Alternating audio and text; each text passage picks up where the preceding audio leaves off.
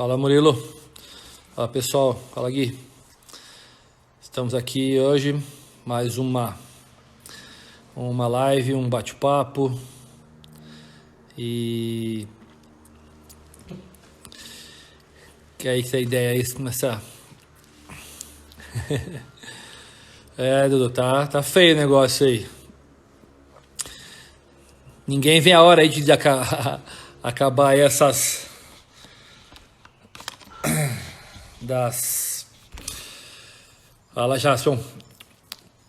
E acabar essas horas aí de quarentena e pra quadra, né? Chega de tanto celular, tanta internet aí, mas tá legal. Estamos conseguindo manter uma linha de trabalho aí, sem pausas.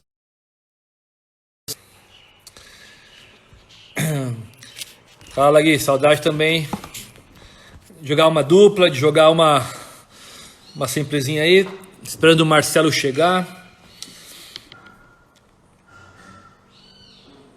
Aqui.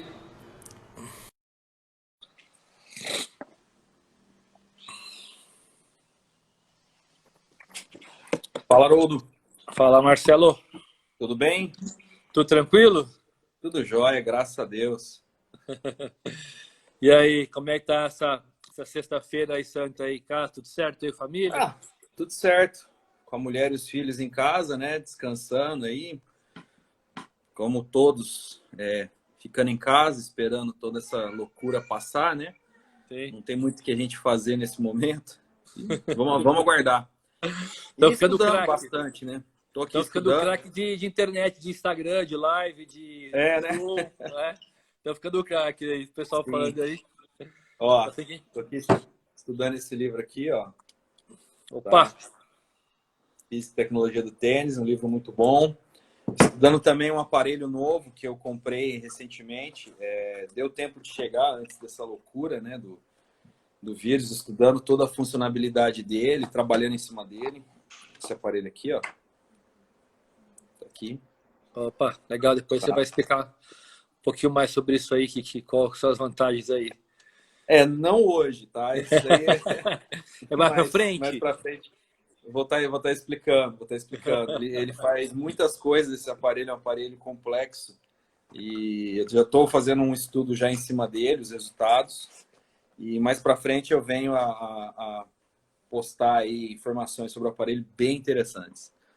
Mas legal. É isso aí. Então, pessoal entrando aí, o Nenê aqui está com a gente do TR São Paulo, André Lima, Opa. PH, sempre um prazer. Carlão aí com a gente.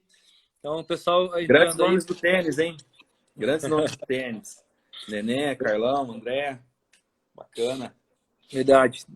Então, Marcelo, a ideia aqui hoje é a gente, né, falar um pouquinho aí, tentar aproveitar esse momento que a gente está parado assim em casa, sem poder jogar, e a gente passar informação, né? Então, passar informação, passar instrução e coisa aí para o pessoal, para todo o público, né? Então, eu queria minha ideia hoje começando, tá? Eu fiz aqui um roteirinho para gente. Sim. Então, Sim. a nossa ideia seria você falar assim um básico assim, né? O que é a importância no geral assim, sem entrar na parte específica agora, no básico, o que é importante ter uma raquete, uma boa corda, né? Qual que é a combinação, falar um pouquinho aí sobre isso aí, né? Como é que é, principalmente acho que a evolução, né, desses materiais, principalmente nos últimos anos aí mudou muito, né? Os materiais de tênis evoluíram muito com o passar desses anos. Digo até mais a corda. A corda foi o que mais evoluiu. Como eu disse numa live anterior, corda hoje existe mais de 400 marcas e mais de 10 mil modelos.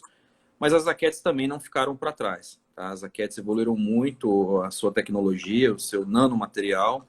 Então hoje, antigamente, né, vamos falar assim, 20, 30 anos atrás, a concepção, a ideia de você ter controle era você ter uma raquete extremamente pesada. Hoje não necessariamente você precisa ter uma raquete pesada, tá? Lógico, tem jogadores que vão gostar de raquete pesada, mas hoje se você pega, por exemplo, uma Blade que tem 305 gramas, que está na casa de peso mediano, você consegue ter um excelente controle com ela.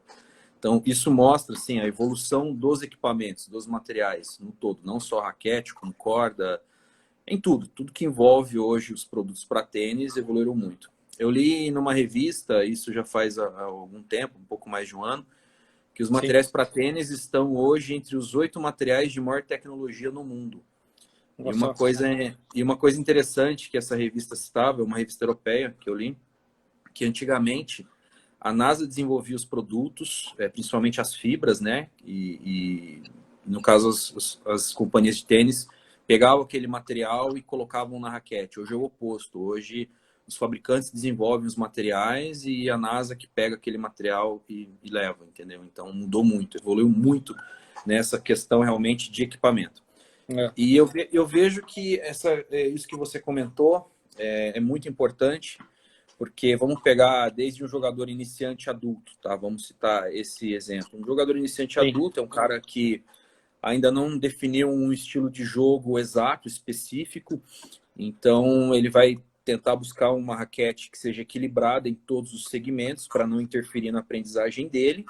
E conforme ele vai evoluindo, conforme ele vai adquirindo as suas técnicas, né, ele parte depois para uma raquete específica para o estilo de jogo dele.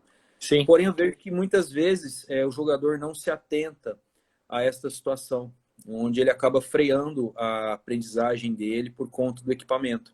Então, o cara fica muitos anos, muito tempo com a mesma corda, não troca de corda, não tenta mudar de corda, fica com a mesma raquete e acaba estagnando, né? Sim. Isso até a longo prazo, dependendo da situação, dependendo a evolução dele, pode vir a acarretar até algum tipo de desconforto ou lesão no futuro. Tá? Então é um erro que muitos acabam cometendo, realmente não trocar o equipamento, não evoluir. Né? A pessoa evolui e o equipamento estagna. Muitas vezes a pessoa ela quer ter um resultado um pouco maior, mas acaba não tendo um resultado maior por conta disso, por conta do equipamento. Entendeu? Legal. Obrigado, Marcelo, pela introdução. Pessoal, Sim. como sempre aqui nas lives do CFTRP, nosso parceiro é a Muraca Esportes aqui. Então, quem fizer perguntas está concorrendo ao brinde da Muraca Esportes aí, nosso parceirão de sempre, assim como o Marcelo aí, nosso grande parceiro aí no segmento de raquetes. Então, pessoal, mandem perguntas que a gente vai estar lendo aqui e fazendo. Marcelo, você acabou, né? Tocou num ponto bem legal que eu queria falar hoje. Sim. E eu dou aula, né, há muitos anos, né? E a gente vê, ao mesmo tempo, tem aquele cara, o amador, que não vai atrás de uma raquete melhor, do material não acaba evoluindo, porque muitas vezes ele não quer, talvez, gastar muito dinheiro com isso, né? E fica naquele material. E, ao mesmo tempo, tem aquele cara que a cada lançamento ele troca de raquete, né? Ele não fica com uma raquete mais que 6 meses, né? 6 meses, sempre ele quer achar a raquete que vai ajudar o backhand, depois a raquete que vai ajudar o forehand. Ou até menos, né? Ou até menos que 6 meses. Então, assim, lançou o modelo alguma coisa. Então, como é que... né, que é uma dica que daria para o pessoal, assim, como é que é o processo de trocar de raquete, quanto tempo, adaptação? O que se dá uma sugestão aí para esse pessoal aí? Olha, eu vejo que quando você vai trocar de raquete, primeira coisa você tem que entender o que está acontecendo com você. Por exemplo, eu jogo, vamos dar um exemplo aqui, eu jogo tênis há muito tempo com uma raquete, vou falar uma Pure Drive. Jogo muito tempo com uma Pure Drive, faço meu encordoamento ali e vejo que minha bola não tá tendo mais controle, minha bola está saindo. Você tem que começar a eliminar as variáveis. Quais são as variáveis? Primeira coisa, tensão. Você pode, de repente, aumentar um pouco a tensão para você ter um pouco mais de controle. Se você fez isso, não resolveu, tipo de corda, fez isso, não resolveu, aí você vai para a raquete. Antes, você pode também customizar a raquete, tá? Dar algum upgrade na raquete para ela lhe proporcionar maior controle. Nesse caso específico, eu estou dando como exemplo. Você eliminou todas as variáveis e não teve como, não teve jeito, aí já está na hora de você realmente pensar em trocar de raquete. Eu tive uma conversa recentemente com o presidente da ERSA, não faz muito tempo, e ele comentou algo bem interessante, que Europa e Estados Unidos, o pessoal troca de raquete, isso nível amador, lógico, é uma média de 2 a 3 vezes por ano. Caramba! De 2 a 3 vezes por ano. Então, assim, eles estão sempre antenados aí à troca, à evolução do equipamento, à evolução do jogo. E aqui a gente não chega a uma por ano, né? A gente entende que aqui a gente tem vários fatores que impedem isso, né? O valor da raquete hoje no Brasil, uma raquete de alta performance em torno de 1.300, chegando até R$ 1.500. Lá é bem mais barato, né? Porque eles recebem. Então, tem todos vários fatores que tendem a frear esse consumo, né? Essa troca de raquete, né? Mas eu aconselho para um jogador amador sempre fazer isso, tá? Sempre tá trocando encordoamento, tentando mudar de corda, tensão, customização. Não deu nada certo, já começa a pensar em uma raquete. E outra, sempre procurar um profissional, tá? Perguntar para o professor o que ele acha, como que está o estilo de jogo dele referente à raquete que ele está usando, tá? E ver se realmente bate. Por exemplo, eu já vi N situações de jogadores que pegam pulando na bola, pegam mais reto, tendo um raquete de potência. Quer dizer, o cara na hora de fazer o movimento, ele trava o movimento, ele traz o cotovelo no corpo e faz um movimento curto, entendeu? Para frear a bola, ele não consegue soltar o movimento, tem um movimento amplo. Então, eu já vi várias situações como essa que acontecem no dia a dia no tênis amador, principalmente. Eu acho que interessante essa questão da raquete também. Ver, tipo assim, a raquete, né? Eu entendo que ela é óbvio, né? Você já não é mais jogador iniciante. Você saiu do iniciante, você já é um jogador intermediário para avançado, você já necessita de uma raquete de boa performance, né? Então, o material, ele serve para te ajudar, né? A que você tenha melhor rendimento de acordo com o estilo, né? Então, tem o perfil do jogador, né? Tanto pode ser jogador amador, seja jogador infanto juvenil, profissional, são estilos, né? E óbvio que quanto melhor o nível que o cara tem, o raquete, né? O instrumento tem que ser um instrumento mais, vamos assim, adequado para o jogo dele. Então, raquete mais duras, raquete que tem uma corda, sem acorde, né? Então, é essa que eu queria falar, assim, né? E é importante, né? Eu acho que é muito importante o técnico, ele não precisa saber totalmente de raquete, mas ele tem que estar antenado nas mudanças e qual a progressão também, tanto de raquete quanto tipo de corda, né? Acho que é uma coisa muito importante os técnicos, os professores, né? O que você acha disso aí? Eu acho que além dos técnicos e professores estarem antenados, ter um conhecimento a respeito de equipamento, é também buscar um profissional qualificado para ajudar ele nesse entendimento, né? Para fazer algum tipo de consultoria, uma breve conversa sobre o aluno, entender o que está acontecendo, qual é o perfil dele, tanto no juvenil quanto no adulto, amador, profissional, que seja, mas é sempre bom você ter mais de uma opinião, né, a respeito do que está ocorrendo com o jogador, no caso. Você comentou a questão do juvenil. Eu vejo muitos casos, até comentei um pouco na live que eu fiz anteriormente com o Lugero, que na transição do juvenil para o adulto, muitos pais ou técnicos também, às vezes, acabam pecando na questão do equipamento. O garoto começa a fazer a transição do juvenil para o adulto, dá o estirão, e o equipamento fica para trás, né? Isso acaba freando a evolução do atleta, podendo até gerar algum tipo de lesão também no atleta por conta disso. Então, é muito importante também entender essa situação, tanto o pai, quanto o jogador, quanto o técnico. Entender? Porque cada um tem uma hora, não tem um exato, né? Não tem, você fez 11 anos, você troca, você fez 12 anos, você troca. Existe uma média, mas cada um tem a sua realidade, realmente. Então, é sempre bom analisar caso a caso para fazer a melhor troca possível. E até como a gente falou na questão, na live que eu fiz com o Cláudio Santana, que está em Paris, lá sobre a questão da França, e tem jogador, de repente criança, né? E jogador que passa rápido pelas fases, né? Isso, então, exato. Então não adianta ficar freando o cara uma raquete que ele está no outro nível de tênis, já está no nível de ponta. Então, por exemplo, né, eu tenho um exemplo lá, eu tenho o Gustavo Eide no nosso treinamento, né? Que tem um perfil de jogo. Eu tenho um cara de 17 anos também, mas que joga, o Gustavo é 20 no mundo juvenil e o outro joga paulista e começou a jogar faz 2 anos. Então são perfis diferentes. Então eu tenho que entender isso, né? Exato. Então o Gustavo, ele não pode jogar qualquer instrumento, qualquer raquete, qualquer corda. Ele não pode, né? Não é que o outro pode, mas nesse nível faz muita diferença. E se eu não estiver atento a isso, né? E esse processo ele já vem atrás, né? Já vem há 1 ano, 2 anos. Então o Gustavo, para trocar de raquete, ele trocou no final do ano a raquete aí, foram mais ou menos uns bons meses aí falando para ele, troca de raquete, uma raquete boa, você precisa achar uma raquete que tem que te ajudar. a raquete está falhando algumas questões, né? O jogador também tem que estar atento. E tem muito jogador que também tem resistência, né? Ele acha que aquela raquete vai ser a raquete a vida inteira que vai jogar com aquela raquete, né? Não então, necessariamente, né? Eu vejo que, principalmente nessa questão que você falou, jogadores juvenis como o Gustavo, que está fazendo a transição pro profissional, né? Tá deixando de jogar o juvenil e partindo pro profissional.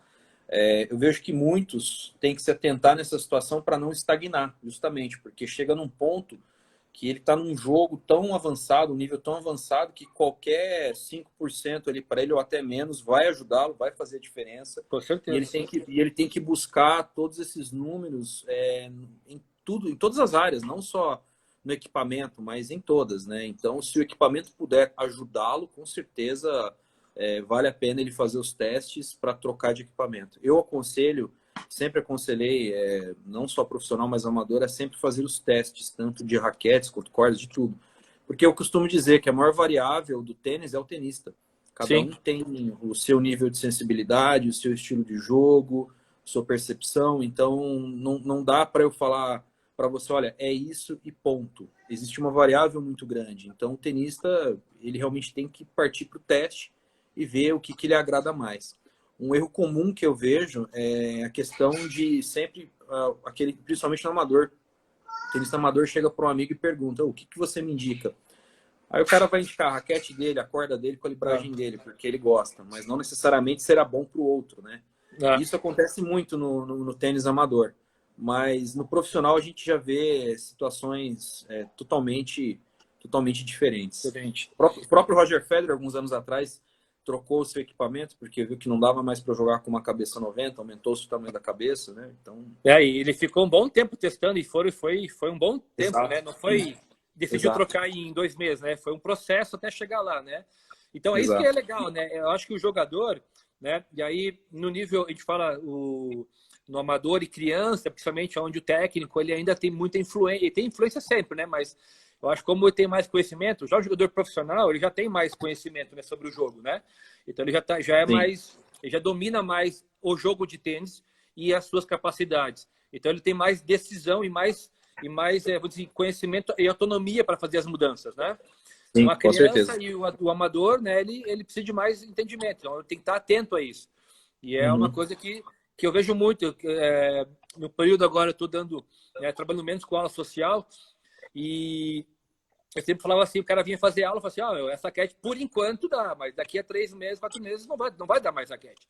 Então não adianta, é um processo que você tem que estar enxergando que vai mudar, né? Você vai mudar, porque você vai jogar mais, você vai evoluir, as coisas evoluem, não tem como mudar isso, né? Esse processo.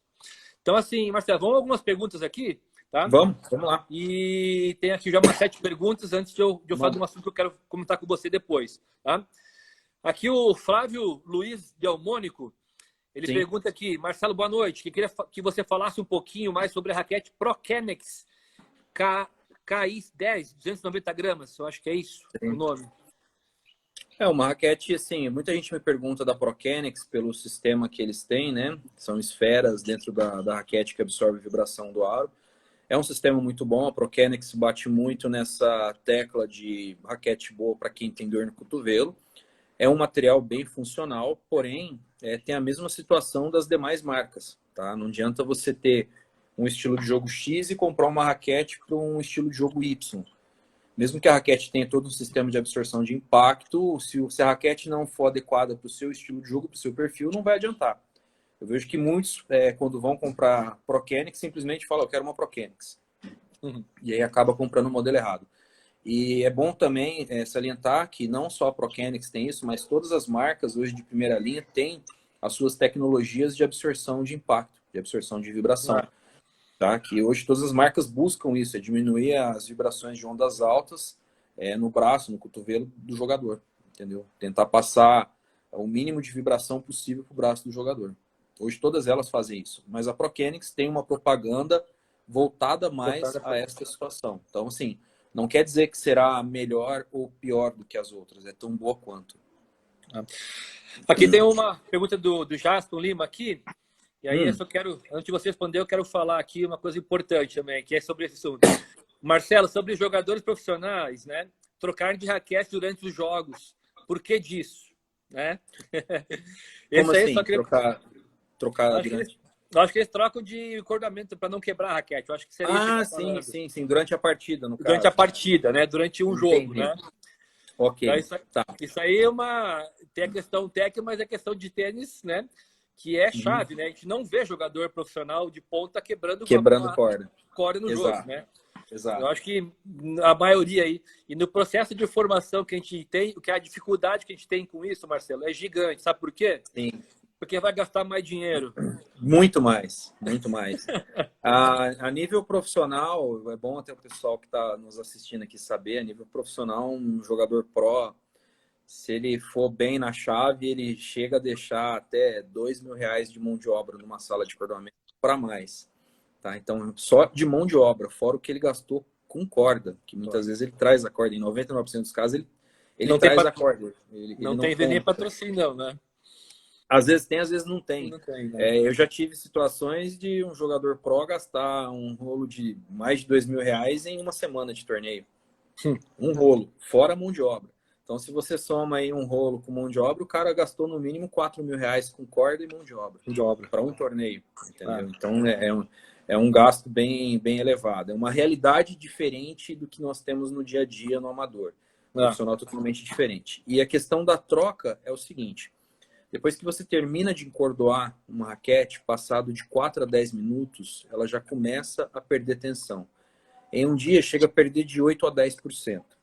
Para esses caras, eles têm uma sensibilidade altíssima quando vão jogar. E o desgaste da corda deles é sempre bem acelerado, bem diferente do amador. Então, eles acabam trocando na casa aí de 7 games, e principalmente quando vão receber ou sacar. Depende muito. Se o cara for um grande... se ele for estar jogando com um grande sacador, ele vai precisar de uma corda um pouco mais tensionada para segurar a bola em quadra, ele já vai e troca a raquete dele, porque, querendo ou não, aqueles games que ele já jogou, a corda já perdeu tensão, já se desgastou, e ele pega uma corda mais nova, uma corda zero, no caso, na verdade, para conseguir devolver o saque do outro. Tá? Então é por isso que se troca a todo momento, por isso que a gente acaba não vendo os jogadores quebrar corda. Eu vou dar um exemplo: o Rafael Nadal, ele é um dos caras que mais encordoa. Eu encordoei em Madrid ano passado, e ele a todo momento estava encordoando. Durante as partidas dele, que era 2, 3 sets, ele encordoava uma média ali de 4, 5, até 6 vezes em uma partida. Só que antes da partida ele já encordou 6 raquetes. Então, a todo momento ele estava trocando, entendeu? O Rafa era uma coisa assim, coisa de 2, 3 games, trocava o encordoamento. Então, cada um tem a sua particularidade, não tem uma regra para isso, tá? Vai muito realmente pelo feeling do jogador. Agora, em termos de técnicos de corda, nós temos 2 números. Quando a gente fala do profissional, a corda tem uma vida útil média de 6 a 8 horas de jogo, tá? Lógico que eles nunca jogam isso, eles sempre trocam antes. A nível amador, a corda tem uma vida útil média de 20 a 30 horas de jogo ou 3 meses, o que chegar primeiro. Visto que se o amador não deixou a raquete no carro, não deixou o carro no sol, entendeu? Sim. Que tudo isso acaba afetando a questão do material. Não cuidando bem do material, né? Exato. Onde ele está guardado, né? Exato. Mas, Marcelo, aproveitando sobre isso, além disso, tem toda essa questão técnica aí que você falou, e tem a questão tática, né? Do trocar raquete e técnica, Sim. né? Então, Sim. pessoal, uma referência que a gente usa, principalmente com o juvenil, tá? É trocar a raquete toda vez, né? Isso no nível mais alto, ITF ou Future, quando se troca de bolas. Então, em torneios júniores e torneios ITF, Future, tá? Geralmente se troca com 11 e 13 games. 11 games a primeira troca e 13 games a segunda troca, né? Por que isso, tá? Porque o aquecimento conta como já uma parte do bate-bota, então por isso a primeira troca. Ou tem 9 games e 11 games. Geralmente é isso. Aí nível ATP é uma outra regra, tá? É uma outra regra. Então, assim, e o que acontece? Se você não vai deixar a sua raquete, como o Marcelo falou, tem uma vida útil que eu anotei aqui de 6 a 8 horas, um jogador nível bom, vamos pegar o exemplo do Gustavo Wade. Se esse cara tá jogou um jogo no dia anterior, sei lá, 2 horas, certo? vai para o dia seguinte, uma partida pode ser longa e ele vai ficar com a mesma corda, primeiro porque a corda que ele jogou já foi embora a tensão e não tem, né, já totalmente diferente a corda de um dia para o outro, né? Então tem isso. Aí outra coisa importante é, ele não vai deixar a raquete dele mais ou menos para uma hora importante. Imagina se num 4x4, no segundo set, 30-40, você vai lá e quebra a sua corda. Né? Como é que você vai jogar o ponto importante com uma corda quebrada? Então, isso é um erro que muitos amadores até cometem, né? Eles vão jogar torneio com corda velha. E que eu falei para você, e no juvenil que a gente briga muito com os jogadores, eles não querem trocar porque é dinheiro, né? Eles não querem gastar mais dinheiro. Sim, o pai às vezes também acha que fica mais caro, né? Só que o que é mais caro? Você vai lá jogar um torneio e perde por não ter equipamento adequado e botar fora o motor no jogo, né? Você gastou uma passagem, foi daqui, foi até Salvador, foi até Natal, ou até Porto Alegre, ou, né, vai até a Espanha lá e não quer trocar a corda da raquete. Eu falei, pô, né? Então é esse entendimento de profissão que eu acho que é importante entender, né? Exato. E uma outra variável também que tem, né, Marcelo? Já esse assunto aqui que é legal, quando a gente viaja, o jogador, né, tipo assim, não se deve levar raquetes já encordoadas de casa, ele encordoa no lugar, né? Porque tem várias variáveis. Se vai jogar na altitude, se vai jogar em clima quente, piso, indoor, outdoor, exato. Né? Exato. Tem variáveis. Variáveis, né? Então, sempre deixar por local e ir testando mais, você falou, vai raquetes com libragens diferentes até ele achar a bola, até às vezes bola mais leve, bola mais pesada, né? Exato, exato. O aconselhado é sempre quando o atleta viaja, ele leva sem corda e ele chega e encordou algumas raquetes até para sentir, para ver o que ele precisa para aquela realidade que ele está tendo no momento. Se ele vai precisar aumentar, diminuir, né? E aí ele decide na hora. Outra coisa que acontece muito também, que eu esqueci de comentar, vou falar aqui agora, muitos jogadores, na hora que pedem para encordar, quando eles estão no on-court, quando eles estão dentro da quadra jogando, eles podem também mudar a tensão. Tá? A tensão também está envolvida a tática do jogador. Naquele momento, com aquele jogador, ele percebe que ele precisa aumentar a libragem ou diminuir a libragem. Então, ele manda encordar uma raquete ali naquele momento e na hora que ele volta, ele já volta com aquela raquete nova, onde a bola dele já começa a mudar por conta da tensão que foi colocada. Entendeu? Então, tem isso também. Aqui, ó, mais uma perguntinha aqui do Fernando Capella. Marcelo, a vida útil da raquete é ainda até 150 encordoamentos? Sim, a média é isso, respeitando algumas coisas, que é o jogador não tem o hábito de bater a raquete no chão. Lógico, um slice, né, uma situação ou outra vai encostar no chão, mas para aquele jogador que bate a raquete na rede... Não que joga propositadamente, né? Esse número já muda completamente, mas... usando ela de forma correta, a média é isso. Porque a gente está falando de um material fibroso, que com o passar do tempo ele pode vir a ter microfissuras e acaba vibrando um pouco mais, aparecendo rachaduras, trincos, até quebra. Por isso que a vida útil da raquete, a gente costuma dizer, é 150, mas depende muito, porque tem pessoas que encordam um pouco. Então acaba sendo, dependendo da pessoa, se torna indeterminado, vai durar longos anos. E dependendo da pessoa, vai durar pouco, né? Então, tem que ver qual é o nível de cada um, se ele quebra muita corda ou não. Porque o momento que a raquete sofre maior estresse, por incrível que pareça, não é na hora do jogo, e sim na hora do encordoamento. O momento que a raquete sofre maior estresse é na hora do encordoamento. Porque ela, né, acaba mudando aí. Ela deforma, né? Por conta da tensão. Né? Você tira, corda, exato. Por isso que o encordoador tem que ter as técnicas corretas para evitar o menor estresse possível no aro. E deixa eu aproveitar essa mesma linha de troca de encordoar. E aquele cara que quebra, sei lá, né, 2 cordas por dia, 3, um menino que treina. Vou pegar Laelson, Gustavo Wade, Gustavo Gonçalves, nossos atletas, um exemplo, são juvenis profissionais querendo começar a carreira aí. E que quebram aí 2, 3 quebras por dia de raquete. É normal isso? Olha, depende. Tem que ser analisado caso a caso. A corda ela quebra mais pelo atrito gerado do que pela força aplicada. E nós temos que observar o quê? No caso, um atleta, ele que está treinando, vamos pegar o caso do Laels, ele troca de raquete toda hora? Ou ele treina com aquela raquete específica até quebrar a corda? Entendeu? Se Sim. você for observar a nível profissional, os prós estão lá em cima. Eles jogam quantos minutos com cada raquete e troca. E aí o Laelso, ele joga quantos minutos com cada raquete até quebrar. Entendeu? Sim. Ele acaba usando por mais tempo a corda. Então, se ele usa por mais tempo, o desgaste dela será maior, consequentemente ele acaba quebrando. Então isso vai depender muito, porque numa situação como a do Laelso, ele realmente joga com ela até estourar. Então é Claro. natural que ele venha quebrar 2 a 3. Agora, se a gente pega a nível profissional, o cara nunca espera quebrar, nem no treino.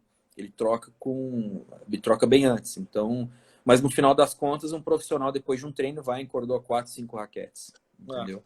a média é Então, essa, né? aí que nós Diária. precisamos entender também é a questão do espaçamento.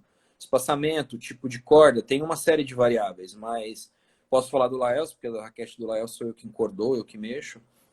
O Laels joga com uma raquete 16 por 19, uma cabeça 97, um padrão relativamente fechado, que é a Ionix, né? O sweet spot dela é bem centralizado. O Laelso, a força que ele aplica no golpe é imensa. Então, a corda dele atinge um ponto de fusão muito mais rápido do que um jogador amador. Essa é uma realidade. Então, ele acaba quebrando realmente pelo atrito que ele gera ali no contato entre a bola com a corda. Uhum. Entendeu? É normal. Um jogador amador dificilmente vai conseguir gerar um atrito desse na bola com a corda na hora do contato. Ah. Dificilmente. O tanto que a bola do Léo está andando pesado e girando já é nível pro, então Né, não com dá para certeza, não. comparar. O peso de bola dele é de jogador top 100, né? Tranquilo, Exato, né? Então, a exato. potência, o que falta ali é, né? O material, então, o desgaste que ele tem. Ele tem uma vida de profissional, né? Só que nas Sim, questões do caso dele, né? Ainda sim. falta investimento financeiro, não tem possibilidade de estar tendo tudo, né? Essa mesma qualidade que um Pro top 100, top 50 pode ter, né? Tá? Existe também, Haroldo, um entendimento diferente nessa situação que muitos juvenis estão passando para o profissional, para o nível Uhum. profissional. A nível profissional, quando a gente pega os tops mesmo, eles não visam de forma alguma a durabilidade da corda. As cordas visam realmente qualidade. Qualidade. E qualidade não está diretamente relacionado à durabilidade. Não significa que se você comprar uma Lux Lolo Power de R$ 140, que ela vai durar muito. Pelo contrário, dura muito pouco. Então, o que realmente eles visam é qualidade, tá, da corda, do encordoamento, do que durabilidade. Na situação da maioria dos juvenis que estão fazendo essa transição, é o contrário. Ele busca uma corda que tem uma durabilidade maior, porém a qualidade dela, na maioria dos casos, acaba sendo menor. Dificilmente você vai conseguir equilibrar aí as duas situações. Não, você concorda e é uma realidade, né? Então, o que o profissional quer Sim. que eu falei, ele quer um instrumento que ajude ele a ganhar mais dinheiro, né? Então, ele vai investir em qualidade, Ele vai em investir. material, em material que vai permitir que ele ganhe mais dinheiro, que é a profissão dele, Exato. fazer, né? É que nem eu falo Exato. sobre bolinha, né? Eu quero bolinha boa, barata e durável. Não existe, né? Não existe. Não existe. Não Não tem existe, milagre. então não tem milagre, né? Ou você Não vai tem para um milagre. caminho ou vai para outro caminho, né? Não tem o que fazer, né? Então, pessoal, Exato. quem mandar pergunta aí, estamos nas perguntas. E lembrando que concorre a brinde do Muraca aqui, que vai fazer o sorteio ao final da live, tá? Tem uma outra pergunta aqui do Enio Pacheco. Quando você fala em trocar, refere-se à marca ou só por uma nova do mesmo modelo? Trocar de Depende. raquete. Aí vai da sua criatividade. Se você não estiver contente com a sua corda e quiser mudar para outro modelo, testar, eu sou totalmente favorável ao teste de cordas, porque, como eu disse, existe uma variável muito grande.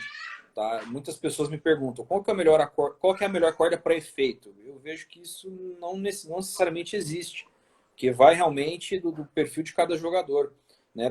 Volto a falar, a maior variável é o jogador. Então, de repente, uma corda X pode ser melhor para mim, uma corda Y pode ser melhor para você, e de repente lança outra corda, essa outra corda pode lhe agradar mais do que a sua. Então, recomendo você, sim, testar cordas e sempre estar trocando e vendo o que lhe agrada melhor. Tá. Aqui tem uma pergunta do Gabriel Santana sobre tecnologias dos atuais fabricantes de raquete com maior nome, como Red, Wilson e Babolat. O que muda de uma fibra de carbono para a grafene da Red, por exemplo? Olha, o grafeno hoje ele é um material extremamente fino, um material que consegue ter uma boa absorção e transferência de energia. Né? Na verdade, o grafeno, ele já fala a palavra, vem do grafite, né? Ele é um grafite mais avançado do que o grafite tradicional de 15, 20 anos atrás. É um material que consegue absorver muito mais a vibração do que um material comum, tá? Então, proporciona aí uma sensibilidade de vibração de ondas baixas maior, aumentando a sensibilidade de bola. Basicamente é isso que ele faz. Legal. E aqui, uma pergunta aqui do Murilo Honda, nosso atleta aqui, tá com a gente, tem 13, 14 anos aí. O que se leva em conta, em consideração, né, sobre o peso da raquete na hora de trocar escolher a raquete? Como se leva o peso?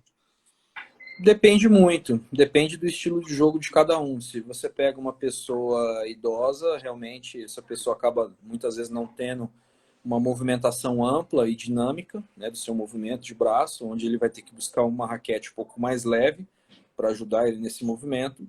Agora, no caso do Murilo, 13 anos, se ele estiver jogando a nível competitivo, a tendência dele é buscar, de repente, uma raquete um pouco mais pesada com o passar do tempo.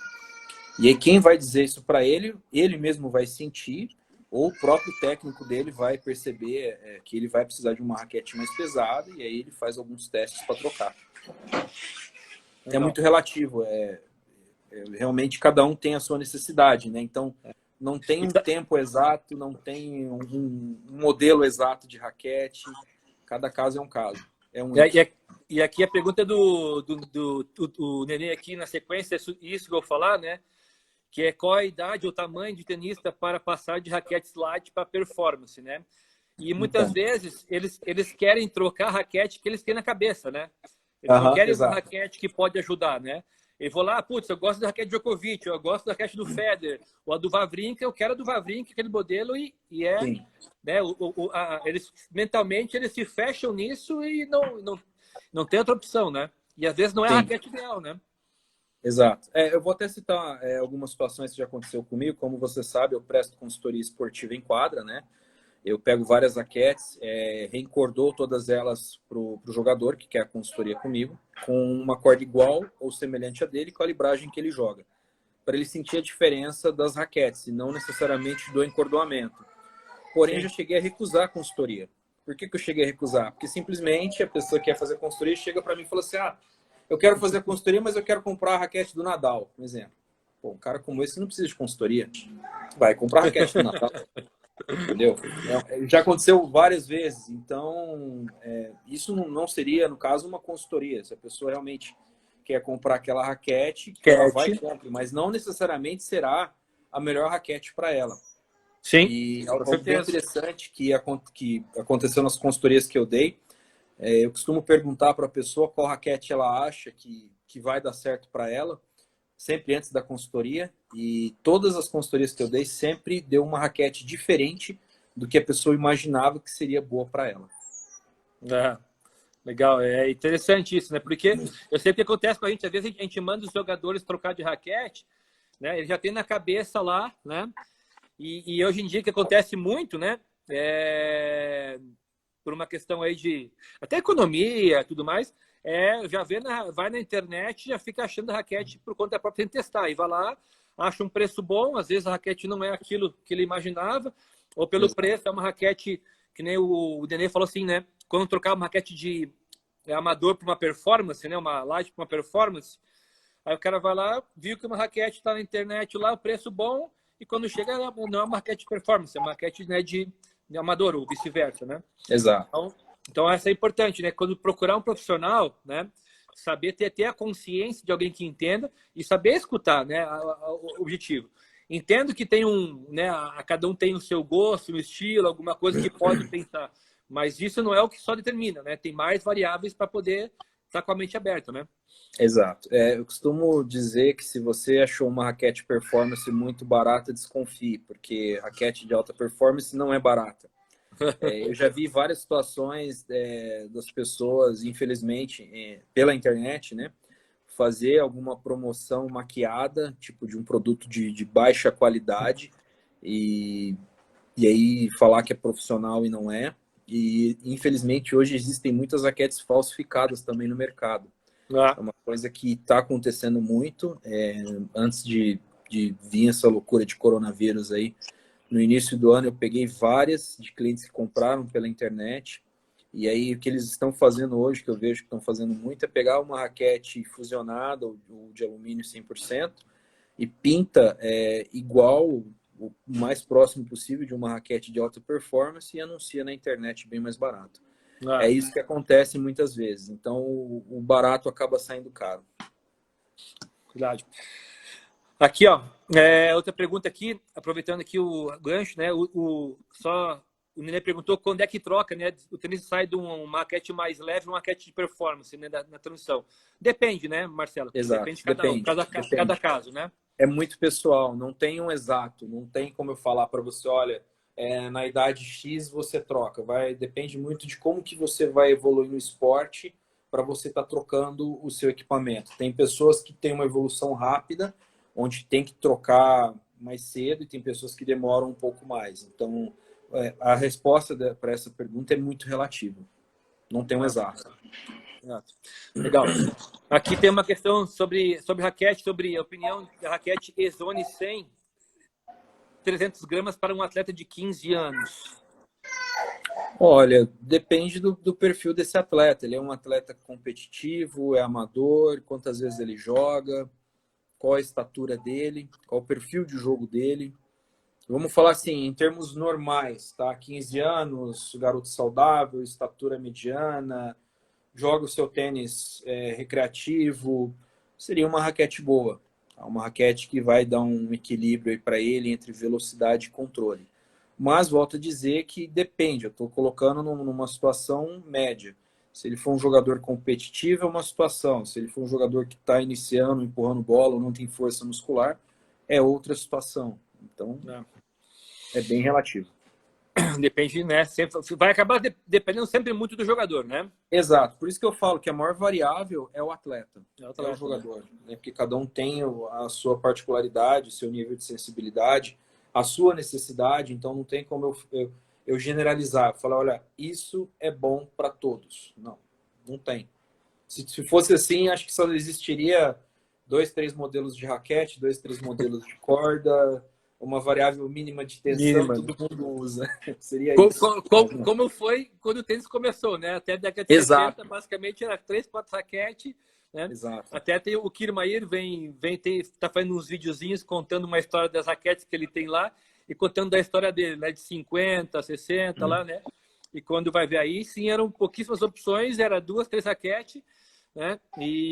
Então, hoje não, hoje mudou tudo e o que é importante é a tecnologia, né? Uma coisa que a gente não pode voltar mais. Né? A tecnologia, ela faz parte do nosso dia a dia. Faz, totalmente. E agora, né, vai cada vez mais estar influenciando, né? Eu lembro quando eu comecei a jogar tênis, que eu era boleiro, isso em meados de 97 para 98, existia só nylon e tripa, né? Basicamente era isso. As máquinas de manivela ou de pêndulo, e aprendi a encordoar sozinho ali por necessidade. E tanto que nós trocávamos somente a corda que quebrava e no máximo as 3 para cada lado, para a esquerda ou para a direita. A gente não trocava toda a trama. E era sempre libragem alta, né? Porque não era preciso, nem técnica, nem máquina. Então era 63, 64 libras e colocava para chegar nos 50. Ou até menos, né? E a realidade nossa hoje é completamente diferente. As máquinas evoluíram, as técnicas evoluíram, as cordas, as raquetes, tudo evoluiu. Então hoje é tudo muito mais preciso. É o que você falou, hoje a tecnologia está presente no nosso dia a dia e vai da aceitação de cada um. Eu ouço algumas vezes a pessoa falar para mim, para o meu joguinho tanto faz, mas não é bem assim. Às vezes, para aquele cara, o joguinho dele tanto faz, só que você olha para o cotovelo dele, tá todo amarrado ali com o cotovelo, com alguma coisa, passando alguma pomada. E ele fala isso, né, que tanto faz, mas quando você fala para o cara que ele tem que jogar a Série D, não, mas o meu jogo é Série A, como assim? Exato. Né? Então não é daí, tanto faz. Daí não é tanto faz, né? Exato. Aí ele acha que está no nível lá. Então, se ele acha que está no nível alto, então material, cuidados, técnica, raquete, tudo tem que estar de acordo com o nível de tênis, né? Isso Exato. é fato. Né? Exato. Então aqui, né, tem alguns parabéns aqui, o André falando bastante coisa. Depois eu vou ler a pergunta, tem muita pergunta aqui, Marcelão. Tá? Imagino. Vamos Eu tô lá. vendo aqui, tá passando um monte, mas não dá para ler muito rápido. Eu tô até anotando aqui, depois vai acabar o tempo aí, pessoal. Geralmente com 1 hora o Corta. Instagram corta, né? É, A gente volta e depois vai mandando pergunta aí. O vamos Luiz indo. Davi pergunta aqui se é recomendável encordoar a raquete sempre na mesma máquina. Olha, se você tem um lojista, um encordoador que seja, e você confia nele e ele tem aquela máquina que lhe agrada, não tem nenhum problema você fazer. Eu vejo que hoje nós temos sempre máquinas de alta performance, isso eu estou falando a nível amador, tá? Eu falo nível loja. Então, se você tem uma loja que você confia naquele encordoador, eu acho que é a maior variável hoje, se a loja tem máquinas de alta performance, não é a máquina a variável, e sim a técnica, o encordoador. Agora, a um nível profissional, tá? A nível de sala de encordoamento, uma sala de encordoamento é sempre composta pelas mesmas máquinas iguais, idênticas, tá? Sempre encordoadores profissionais capacitados, normalmente são encordoadores que fazem os cursos da ERSA, tá? E alguns jogadores pedem o mesmo encordoador e mesma máquina, tá? Para não ter qualquer tipo de variação. Pode dar variação? Sim, com certeza. Nós somos humanos e todos nós temos um jeito de agir, de ser, de pensar e acaba podendo dar alguma variação ali naquele momento. Então, para diminuir essa variação a nível profissional, tá, na sala de encordoamento, é sempre o mesmo encordoador e mesma máquina. Deixa eu te perguntar uma coisa, Marcelo. Você comentou sempre nos torneios profissionais são os mesmos, né? Mesma máquina, de nível alto. E torneio júnior, né? Cada clube oferece, quem está lá que trabalha no seu clube ou academia, quando é feito o torneio, isso é pelo mundo inteiro que é assim, né? Sim. Mas temos de Brasil aqui. Hoje, você sabe quantos caras tem um número assim mais aproximado de quantas pessoas encordoam raquete e qual o percentual de pessoas hoje que teria uma certificação mínima da ERS, assim, que seria hoje uma entidade que seria de encordoamento? Você tem esse dado, não? Tem. Bem, primeiro eu vou falar um pouco sobre a ERSA. A ERSA hoje é a maior instituição de ensino, né, na capacitação de encordoadores profissionais do mundo. Ela hoje atua praticamente no mundo todo, tá? Hoje nós temos mais de 100 encordoadores no Brasil que fizeram o curso, que estão capacitados, estão qualificados a estarem encordoando. E nós temos hoje uma fila de interessados de mais de 150 pessoas querendo se capacitar, querendo se profissionalizar. Então, hoje nós estamos mudando aos poucos a situação do Brasil, tá? A gente está deixando esse amadorismo no encordoador de lado e passando realmente para o profissional. Tá? Hoje, realmente, os principais torneios, como o Rio Open, ele é composto 100% da sala por profissionais da ERSA. Então, tem essa diferença de qualidade hoje nos torneios. Legal. Isso profissional. Agora, amador, Sim. aí tem N situações que acontecem. Muitas vezes o clube já tem um encordoador e esse encordoador tem uma máquina simples, não tem a técnica adequada. Ali, realmente, a pessoa pode ter algum problema no encordoamento. Então, aí a gente tem uma situação bem diferente, né, a nível amador. Aqui o Fernando aqui, GF aqui, existe alguns serviços para raquete de teste na loja? Porque atualmente as lojas não oferecem mais raquete de testes, né? Sim, na minha loja existe. Basicamente eu pego as raquetes da parede, não todas, lógico, mas eu pego as raquetes da parede e coloco para teste. Hoje nós temos mais de 15 modelos de raquete de teste. O que eu sempre aconselho o cliente na hora do teste é trocar o encordoamento. Tá? A gente cobra o encordoamento do cliente para ele colocar a corda dele, a libragem dele. Ele fica uma semana com aquela raquete testando, tá? Tendo a variável somente de raquete, porque ali ele vai estar com a corda e libragem que ele usa. Entendeu? Mas temos sim. Aqui tem uma outra pergunta aqui. O André Lima fala aqui, Marcelão, qual é a corda copolímero que mais você vende hoje na sua loja aí? E, na sua opinião, qual é a raquete mais difícil de encordoar no mercado atual? Olha, eu não tenho a corda que eu mais vendo, mas eu vendo muitas cordas de alta performance. Eu vejo que a questão realmente da explicação para o cliente, o cliente acaba entendendo, né, a diferença de uma corda de alta performance para uma corda mediana ou básica. Então, hoje eu vendo muito, realmente, cordas as melhores, vamos dizer assim. Cordas Luxolon, Red Sonic Pro Edge eu vendo muito bem, Solinco eu vendo muito bem. Então, cordas que giram na casa aí de R$80, R$90 até R$150. Essa é a média que eu vendo das cordas. Tá? Cordas básicas dificilmente acabam saindo. Mas sempre cordas de alta performance, no geral. Qual outra pergunta dele? Qual a raquete mais difícil para encordoar? Olha, eu posso dizer para vocês que a Burnie 100 Light Spin é uma raquete que muitos encordoadores não têm a técnica correta para se aplicar na raquete, que é a técnica Tribox. Acabam encordoando ela com uma técnica 4 nós ou 2 nós convencional e acabam encordoando de forma errada. Isso faz com que o atleta não tenha o máximo possível que a raquete ou corda pode lhe oferecer, já depois de encordoada. Então, sim, acho que a Burnie 100 LS seria hoje a mais complexa de encordoar no mercado. Deixa eu te perguntar sobre a raquete. Essa raquete, quando ela vem para encordoar, que ela vem assim, é a Red, a Wilson, a Babolá, sei lá, Dunlop, que seja, não sei como é.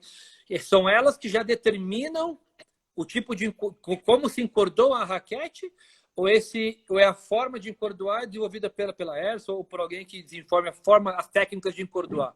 Hoje todas as raquetes já têm o seu plano de encordoamento já pré-determinado, né, que o fabricante recomenda. E muitas vezes esses planos de encordoamento são estudados, né, e são aconselhados junto com a ERSA.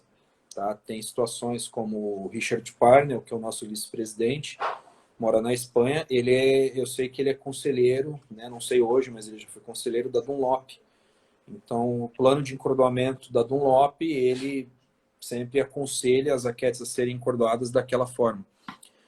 Isso é a nível global. Tá? Quando a gente fala a nível nacional, tem algumas diferenças.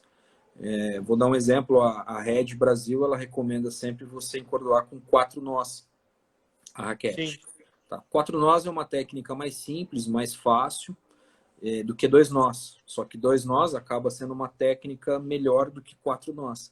O problema é quando o encordoador não tem a técnica correta. Quando ele não sabe a técnica correta, ele pode danificar o equipamento, tanto com 4 quanto com 2. E como 2 é mais difícil você encordoar do que 4 nós, eles acabam indicando 4 por ser mais simples, para diminuir essa variável, de repente, do cara poder encordoar errado. Aí vamos dar um exemplo. O Richard Gasquet, que joga com Red, já encordoei para ele, ele pede 2 nós na raquete dele, joga com o Luxon original, 52 libras. Sempre 2 nós. Gastão Elias, que joga de Wilson, também pede 2 nós. Então, alguns jogadores preferem 2 nós do que 4. A preferência aqui, aproveita a pergunta aqui, o Maurílio Madureira, grande abraço, Maurílio de Alfenas aí. Tem diferença de 2 e 4, você está explicando já. É isso já? É a sua explicação? 2 nós, você imagina que cada nó é um ponto de perda, podendo chegar até 20 libras de diferença da corda do nó para as demais, tá?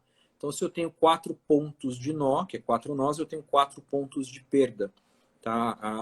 A corda acaba perdendo a sua tensão mais rápido no encordoamento. E você acaba tendo um sweet spot um pouco mais centralizado.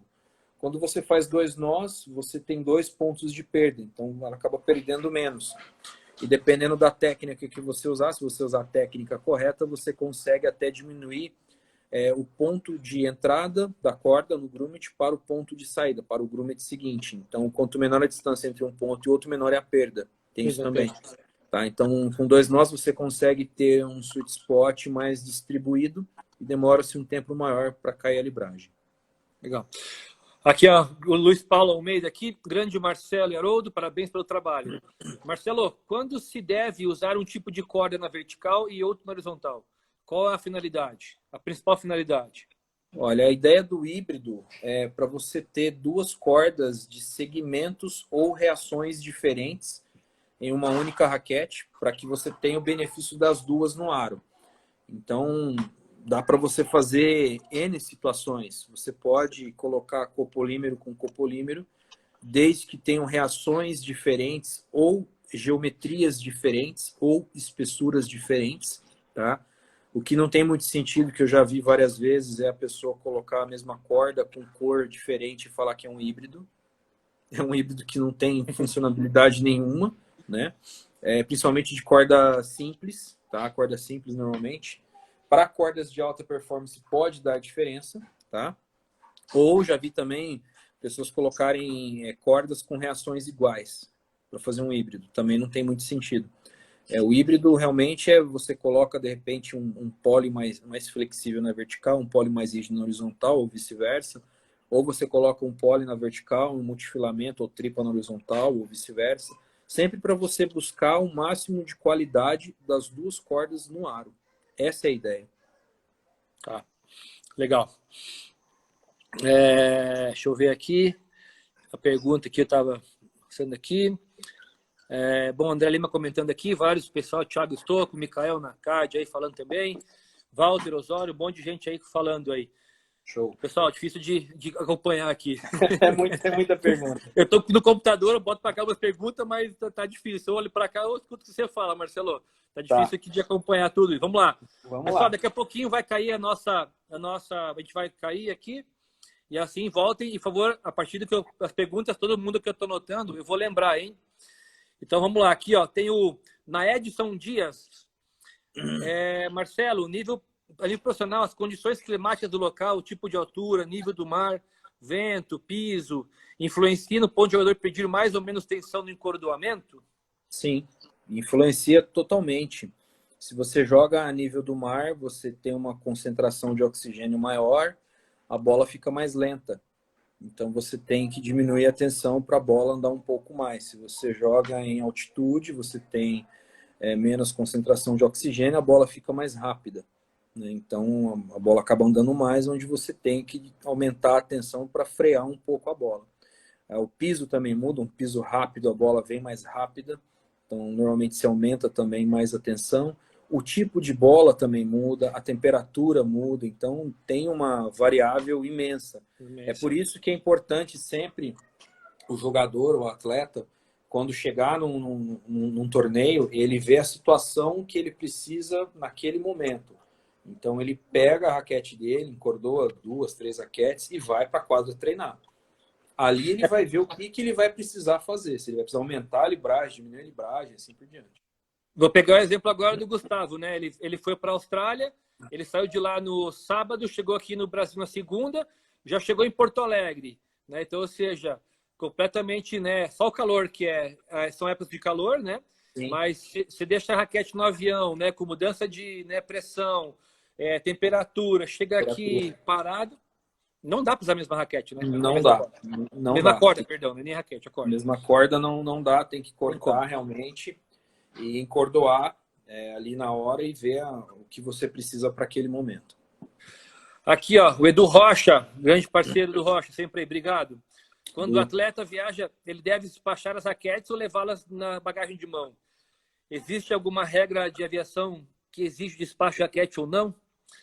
Olha, eu já vi as duas situações. Eu já vi companhias aéreas pedirem para despachar e já vi companhias aéreas não terem nenhum problema em você levar na mão. O melhor seria você levar na mão. Na mão. Né? A gente teve um caso um tempo atrás do Monfils, que ele despachou, ele até postou esse vídeo, né, nas mídias sociais, e quando ele recebeu a bag dele, todas as raquetes estavam quebradas, né, dentro da bag. E ele jogou um torneio, não me recordo aonde. Mas se você for despachar, eu aconselho você despachar com elas bem embalada, bem protegida e principalmente sem corda. É muito importante. E, pessoal, a gente viaja muito com o atleta, faz parte do nosso dia a dia, está embarcando semana a semana, né? A gente aconselha, né, a tentar levar sempre em cima a raquete, separa da bag, leva elas na mão ensacadas, como o Marcelo falou aí, mão a mão, né? É um pouquinho mais chato, né? Mas é uma garantia maior, porque geralmente as companhias aéreas elas incomodam o tamanho do volume. E você botar 8 raquetes, 6 raquetes junto numa bag grande.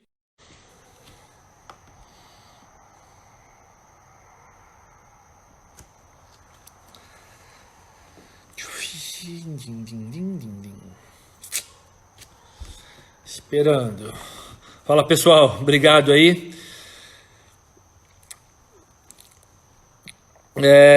Tem alguma...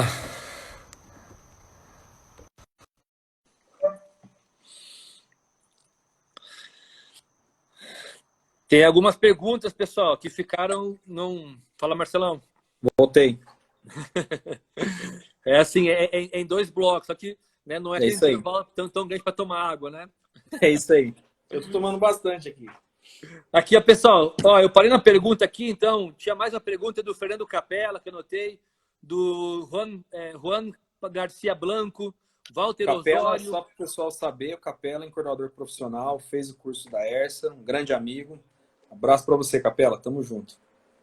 Bastante pergunta aí. Rafael Dalvi Alves, também, R. Freiria. Quem tiver pergunta aí, Júnior Machado, Marinho também, vai mandando pergunta aí. Aproveitar agora que eu não salvei todos aqui, Marcelo, deixa eu ver, voltar para o meu roteiro. Manda. E eu tenho uma pergunta que eu gostaria, que eu acho importante. Tá? Tem alguma regra... Aqui, deixa eu achar aqui, vamos lá. Tem alguma regra quando a gente fala de criança, de tipo de corda para usar, cordas para poder, que seriam, que não machucam, que não trazem lesão e tensão? Como é que funciona isso para criança? Olha, para criança, o que a gente sempre recomenda, vamos começar desde o início ali, que a média para criança iniciar é com 5 anos, né? Isso a gente sabe. A criança a gente sempre recomenda uma corda macia com uma libragem baixa, tá? E conforme a criança vai crescendo, mantém-se a corda macia e vai estudando a questão do aumento ou diminuição ou manter a tensão. E o importante disso tudo, Haroldo, da criança usar a corda macia é para evitar realmente qualquer tipo de lesão.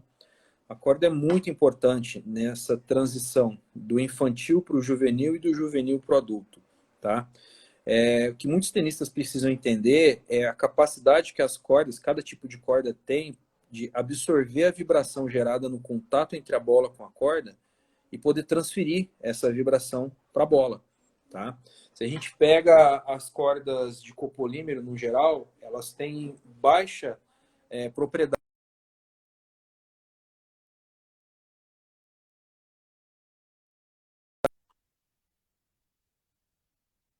não costuma Sim, indicar as cordas de copolímero ou poliéster que sejam para crianças. Lógico que a gente sabe que tem raras exceções, tá? Mas até com uma exceção eu aconselho de repente uma criança fazer um híbrido do que fazer com o copolímero direto. Basicamente seria isso. eu lembro que tinha um tempo atrás, né, tinha algumas cordas que eu lembro, né, quando eu fui das primeiras vezes que eu fui para a Europa e com jogador, né, tinha algumas cordas que tinham restrições para criança lá, né, em alguns países, França, Espanha, né, Inglaterra, tem umas linhas de trabalho bem mais, né, avançadas em relação a gente na questão de ensino. Sim. Então tinha bastante controle nessa restrição com corda para criança, né? E Sim. aí tem uma questão, né, que aí vem serve uma boa atenção para os pais, tá? Lembre que seu filho criança, né? Ele é criança aí até 12 anos, basicamente, em termos da formação dele, ele não está ainda com toda a cartilagem, todo o seu corpo estruturado para receber. Ainda não construiu. Exato. A partir de 12 anos é que uma criança jovem começa a estar pronto.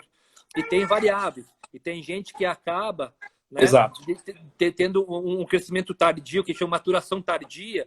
Então, depende um pouquinho mais. Então, não adianta pegar a corda de ponta do Roger Federer, ou do Gasquet, ou do juvenil do Thiago Wilde, ou do Gustavo Eide, e querer colocar no seu filho, porque não tem esse resultado. Não interfere ainda. Tecnicamente, ele não tem potência que vai agregar e não tem tudo isso. Então, uma dica aqui como técnico, tá? Cuidem bem do braço dos seus filhos, com material adequado, raquete e tudo mais. É importantíssimo isso, tá? E mantendo também aquela situação da troca, né? Muitos pais acabam colocando uma corda para o filho, uma corda macia que seja, com libragem baixa que seja, mas não troca. Fica lá com a corda 1 ano ou até mais. Não. E a corda, quando ela resseca, né? Ela perde suas características físicas, Então, ela simplesmente ela morre, entendeu? Então, tem essa questão também. Se o garoto treina bastante, de 20 a 30 horas de jogo. Se ele não treina tanto, 3 meses. É importante também o pai se atentar na questão da troca no tempo certo. No tempo certo. Só queria aproveitar aqui e mandar um abraço aí, faz tempo que não nos vemos. Fábio Clay, grande abraço, Fabinho. Nós treinamos aí, foi um belo jogador juvenil, sobrinho do Ivan Clay. Um grande abraço aí para o pessoal aí, para vocês, pessoal de Novo Hamburgo, Rio Grande do Sul. Aqui também uma pergunta aqui, deixa eu passar aqui. Eduardo. Aqui o Rafael Dalvial pergunta sobre a Gravity, que você falar um pouquinho da FMP, que você tem para falar da raquete. E aqui uma Isadora também perguntou sobre a Pure Drive. Então já fala um pouquinho sobre as raquetes aí. Ok. A Gravity MP ela tem uma proposta bem interessante, que ela é uma raquete de controle, uma raquete bem flexível, porém ela tem uma aerodinâmica, uma cabeça um pouco mais ovalada, então ela tem um sweet spot distribuído. É difícil hoje você ter uma raquete de controle que tem um sweet spot distribuído. E ela já vem com uma nova tecnologia, uma fibra, né, que ela se comporta no ato do contato entre a bola com a corda, que é a mesma situação até da Clash, onde ela absorve a vibração e transfere para a bola. Então ela trabalha na mesma sintonia também que as cordas, a maioria das cordas, vamos dizer assim. Tá? Hoje poucas raquetes têm essa propriedade de absorção e transferência, a maioria somente absorve e não transfere. Tá? E a Pure Drive por muitos anos foi a raquete mais vendida no mundo. É uma raquete que entra na categoria de raquetes equilibradas, tá? Então ela é equilibrada em tudo, não é pesada e não é leve, não tem nem a cabeça grande nem pequena, não tem nem muita corda nem pouca. Então, basicamente, a maioria dos jogadores vão conseguir jogar com ela a nível amador. É uma boa raquete de entrada para um jogador amador que ainda não definiu o seu estilo de jogo, adulto, iniciante, que quer comprar uma raquete boa e ter um porte físico mediano. É uma raquete excelente. Por isso que muitos utilizam ela. Eu gosto muito, acho uma raquete que se adequa muito nível, né, iniciação, um pouquinho, passou de iniciante ali. É uma raquete tanto adulto, mulher, criança, é uma raquete que é bem fácil, né? Uma das poucas raquetes fácil, né, de jogar. Aqui, um abração aqui, o Júnior Machado de Taquariti. Tô esperando você sumiu, hein, Júnior? Tô esperando aí dar uma passada aí. Lúcio, gente Natália, boa pra caramba, também, Júnior. Hã? Gente boa pra caramba, Júnior. Viu? Pra caramba. Abrigão aí. Saudades aí. Parece por aí uma hora, hein? Aqui, ó, br.sport pergunta, poderia comentar sobre as máquinas digitais tops que estão disponíveis no nosso mercado? Sim. Hoje nós temos máquinas que vamos falar assim, máquina hoje de boa qualidade. Tem aí na casa de 15 mil até 50 mil reais. Não existe a melhor máquina, tá? Todas elas têm o seu ponto positivo e negativo. O que eu vejo é que existem máquinas de primeira linha e máquinas de segunda linha, que aí já é um termo um pouco mais técnico, que eu acho que nem compensa eu falar aqui, tá? Mas vou citar alguns nomes aqui, tá? Máquinas da Tecnifiber muito boa, Babolat é muito boa, Wilson, Red, Tennis Prof. Todas essas máquinas são máquinas de alta performance, entendeu? Então você pode adquirir sem nenhum problema. Aqui tem o Maurílio Madureira, de uma pergunta aqui, fala, Haroldo, qual a importância da corda na idade do Lucas? Né? O percentual de importância. Esse menino, eles são de Alfenas, você já conhece, o André e o Lucas já foram na sua loja em Cordoado do Maurílio, você fica lembrado? Sim, né? Sim. O Lucas deve estar hoje beirando, acho que 13 anos, se não me engano, faz um tempinho que eu não os vejo, né? 13 anos aí. Então, só que Maurílio, tudo depende, como o Marcelo falou, tá? Ainda, como no caso do Lucas joga bem, joga um menino super agressivo, ele tem boa técnica, tá? Mas ele não tem tanto volume, tanta prática, né? Então, a raquete, o encordoamento ainda, a corda muito boa, de performance ainda pode esperar para ele um pouquinho mais, na minha visão, do que eu conheço o Lucas, tá?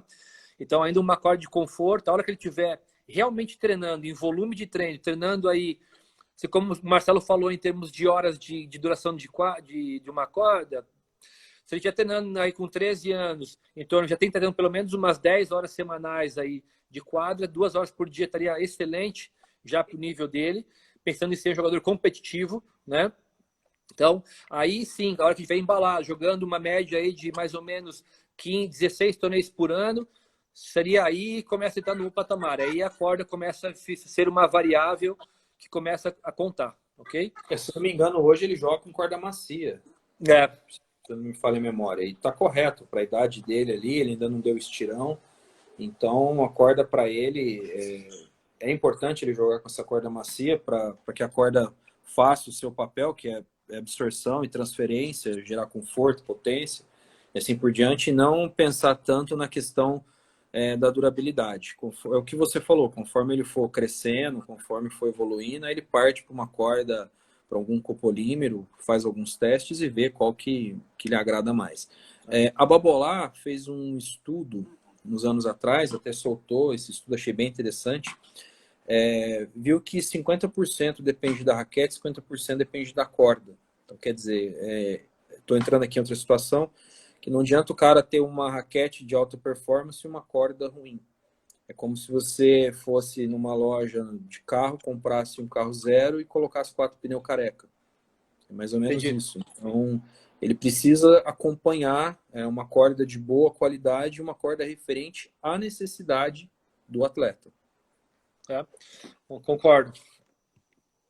Aqui o Walter Osório, Marcelo, jogo por recreação 2 a 3 vezes por semana. Já tive tênis elbow 2 vezes. Vocês poderiam indicar cordas macias de boa qualidade?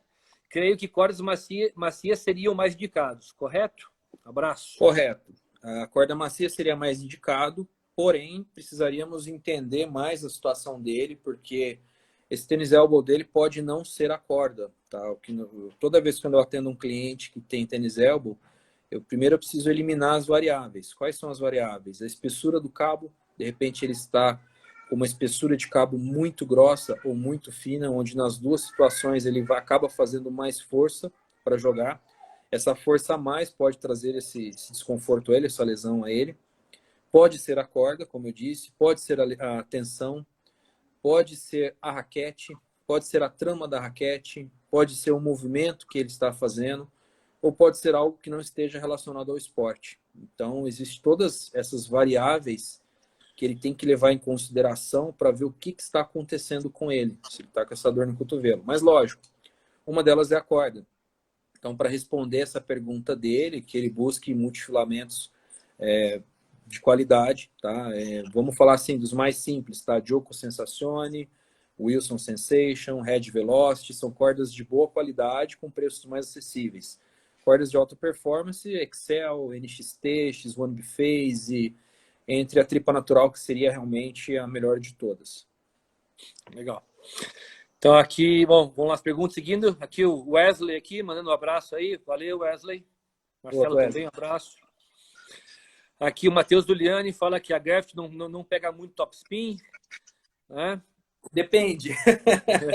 Não se encaixou no estilo de jogo dele. Ele joga hoje com uma Ionix e ela acabou se encaixando melhor no jogo dele do que a Gravity. Porque a questão do efeito é muito relativa. A corda não gera efeito, a corda te ajuda no efeito. Quem gera efeito é o atleta.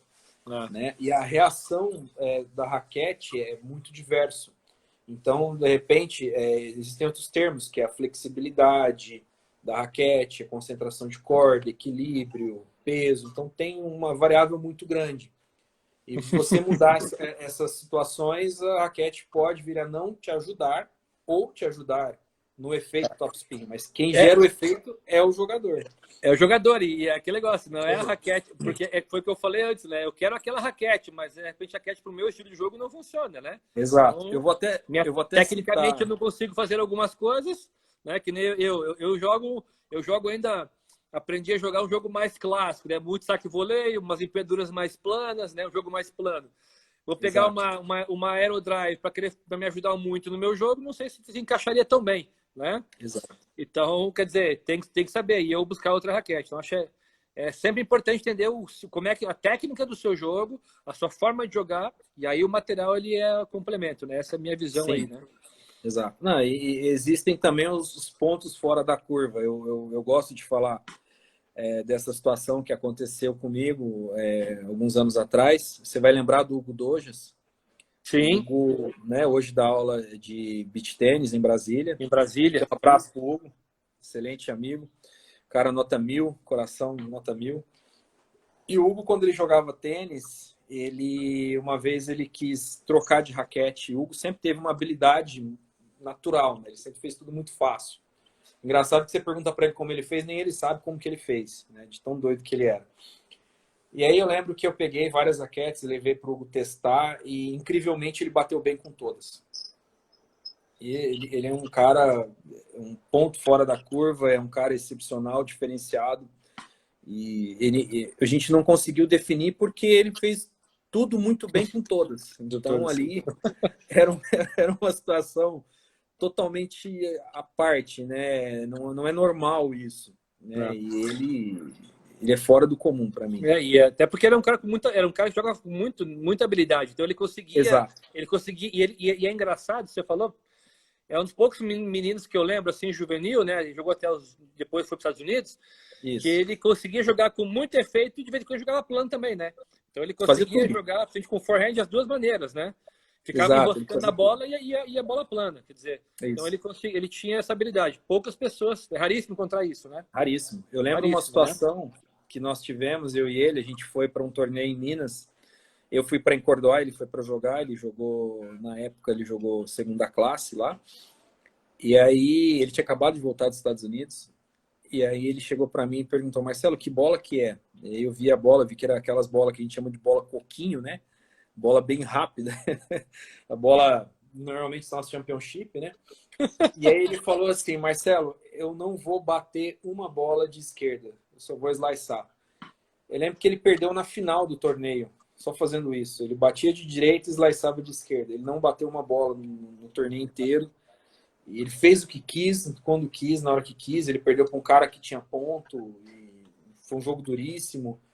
Mas ele é um ponto fora da curva mesmo, porque ele faz tudo muito bem feito, né? Tanto que está indo bem no beach tênis não é à toa. Né? Um dos melhores hoje no beach tênis é ele, no Brasil, por conta da habilidade inata que ele tem em manusear a raquete. Um bom jogador, mentalmente muito bom aqui, muito inteligente. Muito bom, muito. Saber jogar. Né? Muito bom. Aqui, ó, o Fernando fala sobre raquete, depois eu te passo aqui, vamos ver umas perguntas um pouquinho mais aqui, sem falar de modelo. De novo, vou passar aqui, ó, duas perguntas que complementam aqui. O Fábio Souza e o Marinho pede para você falar das espessuras das cordas. Tem diferença das espessuras das cordas? Tem diferença sim. Uma corda mais grossa proporciona um pouco mais de controle. Uma corda mais... Isso sempre falando a mesma corda, tá? Imagine a mesma corda em 3 espessuras. A mais fina vai ter mais potência, será mais elástica, pode ser até 2 vezes mais elástica do que a corda mais grossa. Se a gente tem um exemplo, uma corda 1,20, 1,25, 1,30. 1,20 pode ser 2 vezes mais elástica do que a corda 1,30. Então, dá diferenças da mesma corda com espessuras diferentes. Lógico que sabemos que a corda mais fina vai te trazer uma qualidade melhor, porém uma durabilidade menor. Isso é fato. Tem a pergunta aqui do Cristiano Alves, PTU aqui. Pergunta qual a melhor trama de cordas, 18 por 20 ou 16 por 19? Não existe a melhor, porque depende da necessidade de cada atleta. Se eu sou um jogador que bato reto, plano, sempre tento buscar a bola mais na subida, jogo mais próximo da linha, gero muita força no golpe, eu tenho que frear essa bola do outro lado. Para eu frear, eu preciso de uma trama um pouco mais fechada. Então, para esse jogador, uma raquete 18-20 será mais aconselhado. Já tem o oposto, aquele jogador que joga mais atrás, empunhadura um pouco mais virada, espera a bola descer para bater com mais efeito. Esse cara, como ele está mais distante da quadra, ele precisa de um pouco mais de velocidade. A trama mais aberta também gera mais efeito, que é referente à empunhadura dele. Então, para esse tipo de jogador, uma raquete com a trama mais aberta será melhor. Por isso, não existe a melhor trama. Depende muito do estilo de cada um. Aqui, ó, tem 2 perguntas sobre raquete. Uma sobre o Wilson Ultra Tour ou Pro, elas são feitas no mesmo molde da H19, Sim. PT57A. No caso da Wilson Ultra Tour, ela é H19, tá? Não posso dizer para vocês que é a PT57A, porque a PT57A é da Red. Cada uma tem a sua forma, cada uma tem a marca, no caso, né, tem seu estilo. Eu encordoei para Novak Djokovic ano passado, no Masters 1000 de Madrid, tive a oportunidade de encordar a raquete dele. E vi que a raquete dele, por exemplo, é feita para ele. Tá? Eles pegam a forma da Red, faz a raquete para ele, mas é dele, não tem nada a ver com as demais do mercado, entendeu? Outra situação que eu vejo, que muitas pessoas acabam confundindo, eu vou dar um exemplo aqui, é com a H22, tá? A gente tem um atleta que treina com você, o Otávio, comprou uma H22 e ele tentou jogar com ela. E o que eu explico para todo mundo aqui é o seguinte, não é porque você está comprando uma H22X que será a mesma H22Y. No caso, o modelo tem N variáveis, porque é preparada para aquele atleta.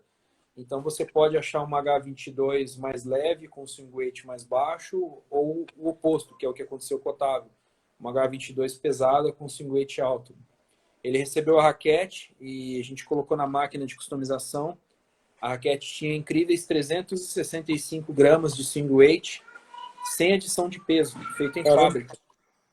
Tá? E a raquete era mais de 345 gramas estático. E não tinha o que fazer. Eu vou fazer o que numa raquete como essa? Não tem o que fazer. Ela foi feita de fábrica daquela forma. Mas não necessariamente todas as H22 serão daquele jeito. Entendeu? Então, quando se fala H22, H19, PT57A, dentro dessas especificações, desses nomes, desses modelos, existe também uma possível variação de peso estático, peso dinâmico e equilíbrio. Ok. Aqui, ó, o Capela perguntando de novo aqui, Marcelo, híbrido ou bicompostos? Qual a tendência? Bicompostos. Eu acho que as cordas que tem são cordas com duas ou mais materiais, tá? São poucas cordas hoje que tem essa tecnologia composta. Eu acho que é o futuro do encordoamento, porque essas cordas, elas fazem, na verdade, o que? Elas são um híbrido. É uma corda só que ela vai dois ou mais materiais, onde ela se torna o próprio híbrido. Então, eu acredito que essas cordas de tecnologia compostas, na minha opinião, são o futuro. Ainda existem poucas, tá? Mas a tendência é esse número crescer. Legal. Aqui, ó, o Evaldo Campos Francisco. Quais as principais características da Kirschbaum ProLine 2 1.25 Pro Hug?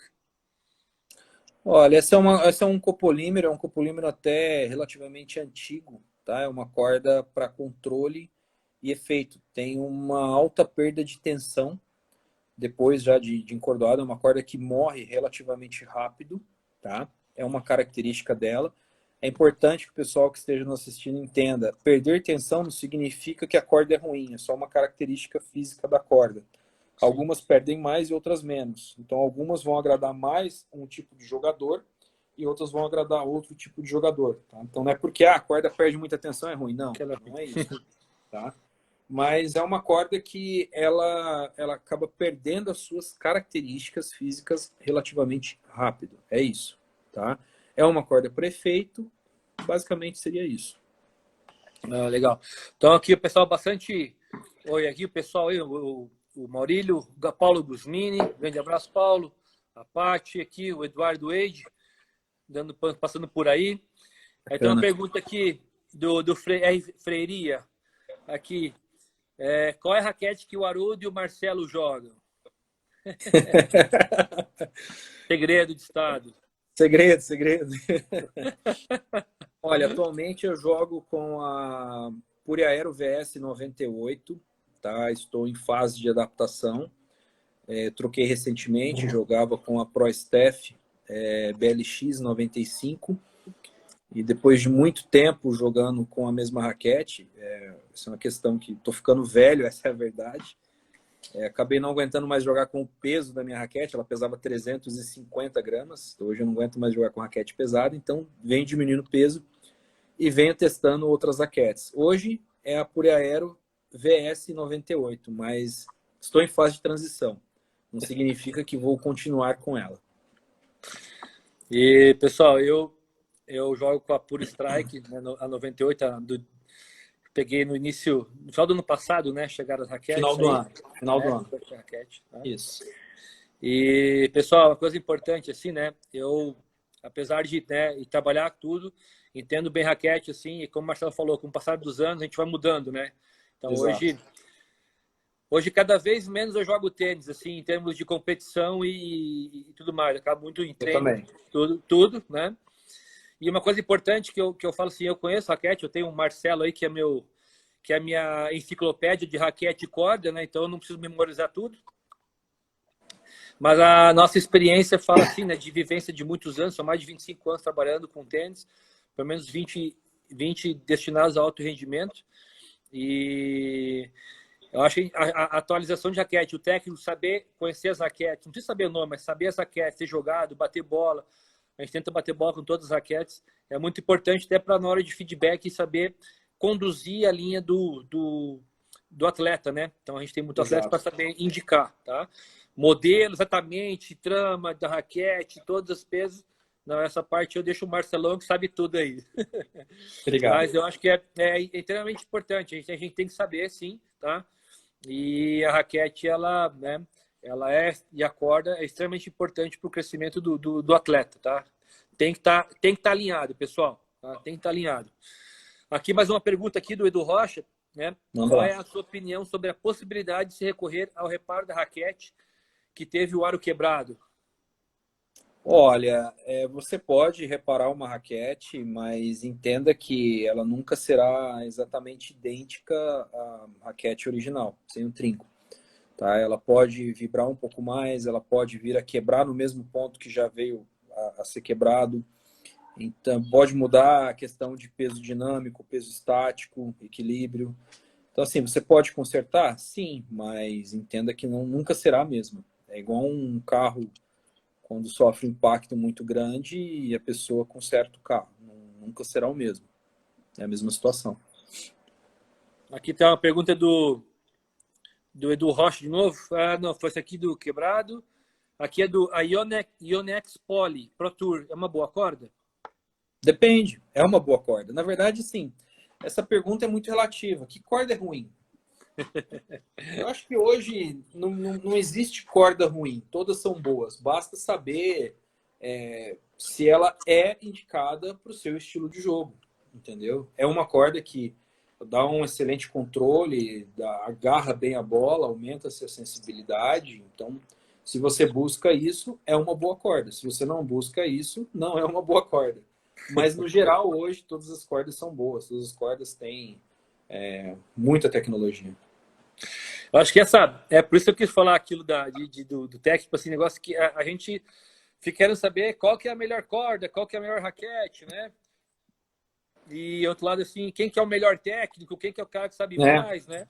Depende, né? Não existe uma regra, não existe, o cara é o melhor. E a gente pode ver, como esse dia estava discutindo, né? A gente pode ver que os técnicos profissionais trocam muitos jogadores trocam de técnico profissionalmente com frequência, né? Então, às vezes, tem hora que dá certo, tem horas que o casamento dá mais. A liga, ela se sustenta por mais anos, né? Mas não existe essa tendência de certo e errado.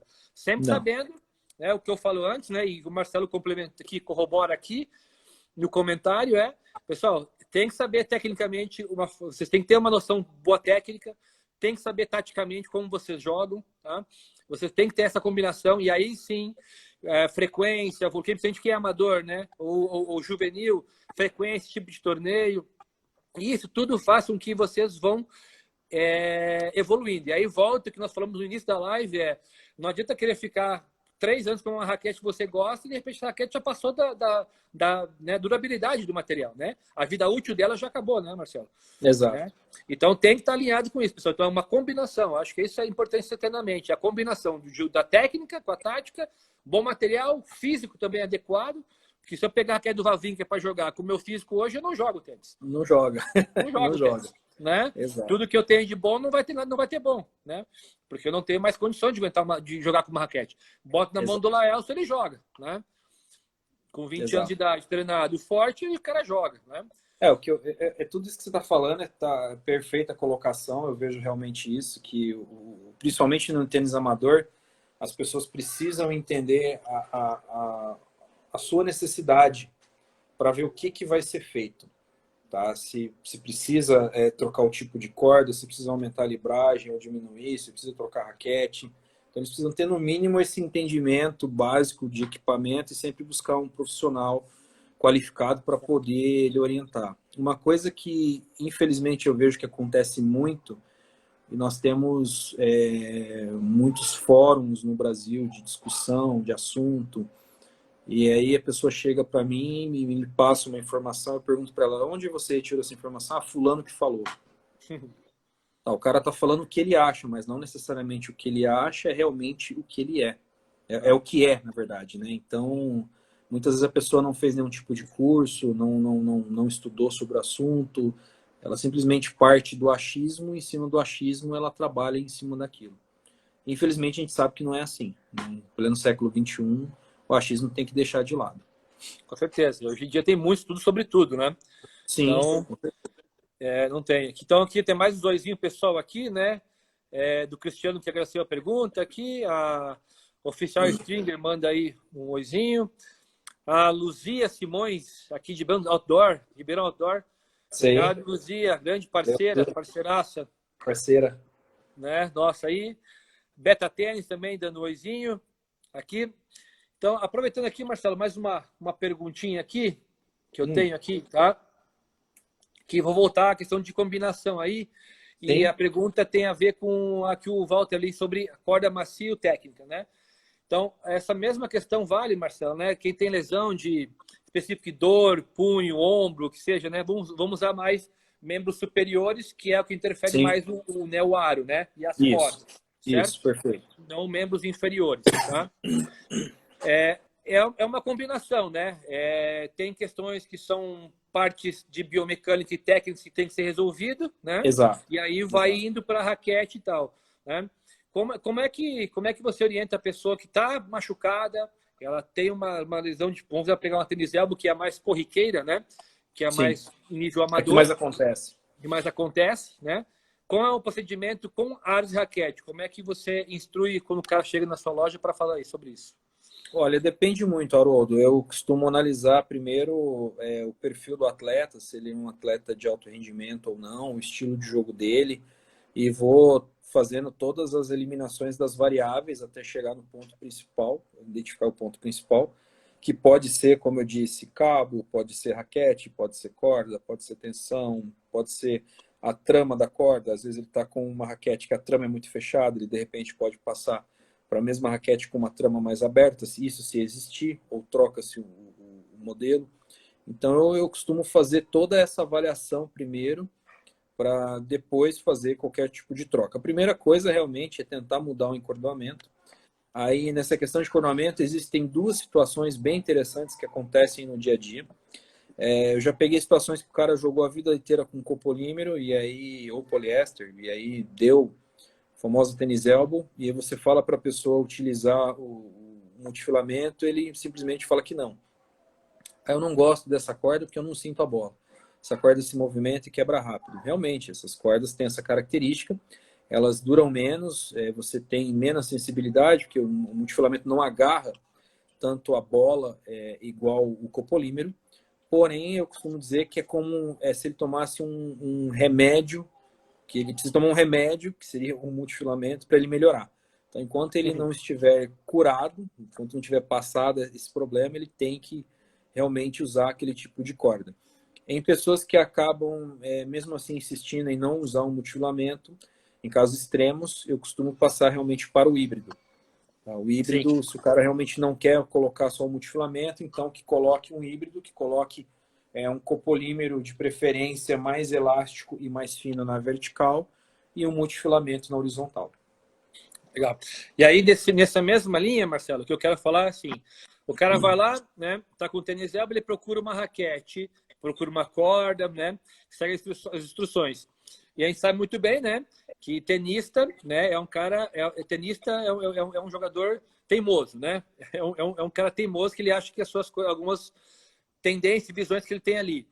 Só que ele Exato. tem que lembrar que existe outras coisas, né? Que é uma boa questão técnica e também uma Sim, questão de se cuidar para o seu corpo, né? sim, com certeza.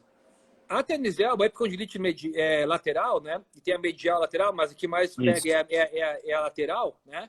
Tem muitos casos que ela não é do tênis, né? É comprovado através de várias teses de mestrado e tudo mais. O tênis somente ele é um esporte, como é um esporte de repetição, Repetição.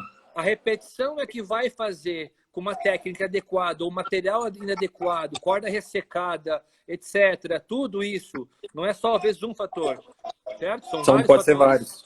né? Sim, E o cara vai lá e ele de repente tem por uma repetição e não está ali ambientado e tudo certinho, com uma técnica ruim, com raquete ruim e tudo mais, tem uma lesão. E o tênis sim. me deu lesão. Não, o tênis não deu lesão. O tênis Não deu lesão. o tênis simplesmente ele realçou uma coisa que você não usava por ser um esforço repetitivo, ok? Você tem uma lesão, né? E aí tem uma história interessante que uma vez tem cara que vai lá, para de jogar, né? E volta a jogar tênis, ele quer jogar 8 sets num dia. Com uma raquete Red, Exato. Prestige, né? Corda, Exato. né? Pega a corda de corpo mais dura que tem, pressão, Exato. né? Uma libragem, né? Libragem altíssima, e o cara acha que não vai ter nada, né? E aí, no Sim, dia seguinte, ele vai lá e joga mais 6 sets, né? sim, E o cara passou 6 meses sem jogar tênis. Quer dizer, a tendência dele ter uma lesão, de ter algum desconforto, alguma coisa, é gigantesca, né? sim. Então, nada a ver com a raquete, com o material, nem com tênis. Opa, vai lá, vai jogando. E aí, a mesma coisa que você fala da corda, eu falo para os atletas assim, para os jogadores amadores. Pessoal, tem lesão? Volta devagar, né? Exato. Volta Aos devagar, poucos. vai tomando seu remédio, você vai adaptando o seu corpo a entrar num processo de jogar, de treinar, de repetir. Então não adianta você chegar lá e querer achando 1000 raquetes diferentes, 1000 cores diferentes e não ter todo o processo. Então é uma combinação do que o Marcelo faz com a parte técnica, a parte de tênis e o físico. Cuidar do físico, nível amador, é muito importante. Depois dos 40 anos em diante, começa a ficar cada vez mais difícil, né? Isso a Exato. gente sabe. Tá? Perfeita colocação. É interessante você falar isso, porque existe também duas situações que acontecem, Haroldo, no meu dia a dia, que a primeira situação é aquele cara que está parado 10, 15 anos e volta a jogar. E a gente sabe que 10, 15 anos atrás, o que predominava no mercado era máquina manual, não tinha tanta opção de corda, a ideia sempre era usar libragem alta, tá? E as raquetes normalmente eram raquetes pro, raquetes bem pesadas. Então, isso que você falou acontece muito. Um cara tá parado 15 anos, chega na loja e fala assim, vem com a tua Prestige, ó, coloca aí 62 libras, pode colocar a corda que você quiser aí, e beleza. Só que o cara tá É. parado faz 15 anos, não é mais exatamente isso. Ele não tem a mesma condição física, ele não tem a mesma idade. Então, se fizer da forma que ele pede ali, realmente a probabilidade dele ter algum problema nessa volta é muito grande, É muito principalmente grande. pelo excesso que ele vai ter, que é o que você falou que acontece muito também, o cara quer voltar, já quer jogar 8 sets. Isso acontece muito. O E cara que ia falar, existe também, exato, e existe também, Haroldo, o oposto de um jogador amador. O jogador amador, o iniciante, no caso, aquela pessoa que nunca jogou tênis, a pessoa, na maioria das vezes, tem uma ideia, tá, por conta própria, que quanto mais leve a raquete, melhor. Então, chega, por exemplo, um cara, homem, 30 anos, adulto saudável, o cara quer comprar uma raquete de 250 gramas, o cara quer comprar, ele acha que na cabeça dele, quanto mais leve, melhor. é, Não necessariamente será a melhor para ele, entendeu? Então, tem essas duas situações que acontecem tanto para o jogador que está voltando, ficou parado muito tempo, quanto para o jogador que vai iniciar e não buscou nenhuma informação. uhum. Isso é legal. E é importante, né? E eu falo também isso, Marcelo, porque a gente tem muitos nossos programas de férias aqui, né, que tem nos meses de julho e janeiro e também durante o ano. Então a gente recebe muito tenista amador que quer vir passar uma semana e treinar com a gente, tá? Sim, Então tem bastante, o Brasil inteiro vem. E aí, quando vem numa semana de férias, o cara quer dar um volume altíssimo, né? E fala assim, meu, aguenta, né? Segura, né? Você vem para cá para sim, treinar, não sim. fica treinando de manhã, de tarde, de noite. Seu corpo não vai chegar, né? Não vai Vai chegar aguentar. quarta-feira que não vai dar mais certo, né? Não, tá Então, travado. é.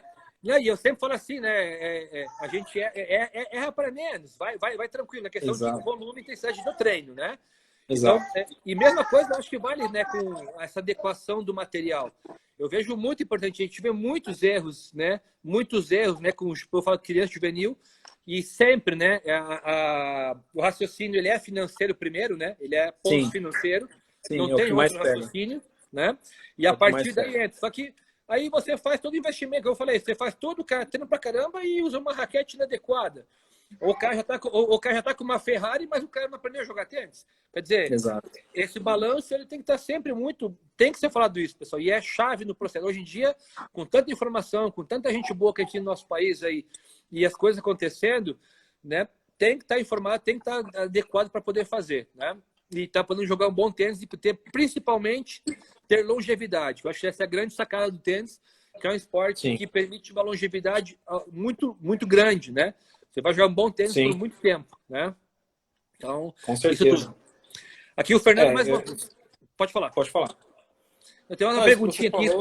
isso que você falou tá perfeita a colocação. Eu acho que tem que ter um equilíbrio. Eu já vi N situações do garoto querer ser profissional e você conversa com o garoto, ele tem uma raquete ou tem duas raquetes e meia, porque muitas vezes está jogando com raquete trincada ou quebrada, e você vai ver a corda é a mais simples possível. Então, é uma situação que tanto os pais quanto os jogadores precisam entender que tem que ter um equilíbrio, né? Realmente para que consiga atingir da melhor forma possível o resultado esperado. E é muito engraçado, porque e como a gente vive isso, né, no dia a dia, né, essa questão do treinamento de juvenil, de formação de atletas, né, esse balanço. Então, eles pensam que ser profissional é só ter uma raquete top e tal, e não tem o resto, né? É? Não é Ou bem vai assim. lá e tem, beleza, ou ao contrário, vai lá que vai treinar pra caramba, fica horas na quadra e o material nunca acompanha o que ele tem, e nem o tênis adequado ele tem também, né? Então tem um tênis adequado que vai gerar lesão, né? E tudo mais, né? Então vai lá, então tem todo esse pensamento, ele tem que estar embasado, né? E tudo isso é construído ao longo do tempo.